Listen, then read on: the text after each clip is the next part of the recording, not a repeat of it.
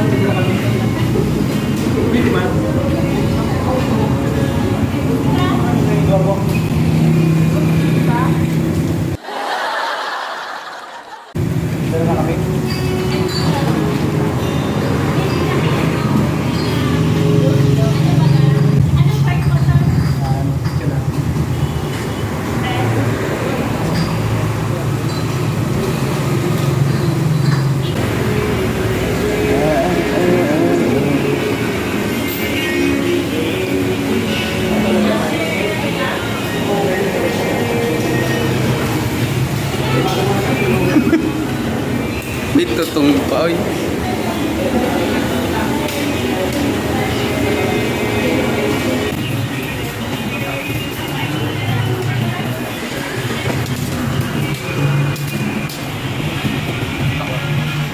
Tapos yun na. Nung mag-uumpisa na kaming kumain masyadong malikot ang pinggan kaya ang ginawa namin nagugas na lang kami ng kamay.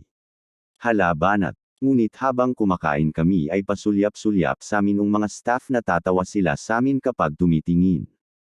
Pero kami kain lanang kami ng kain at natatawa na rin.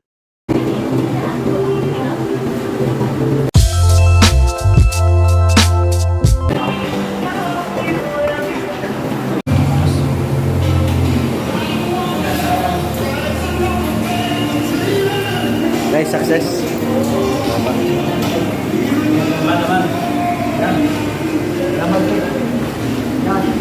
Thank you po.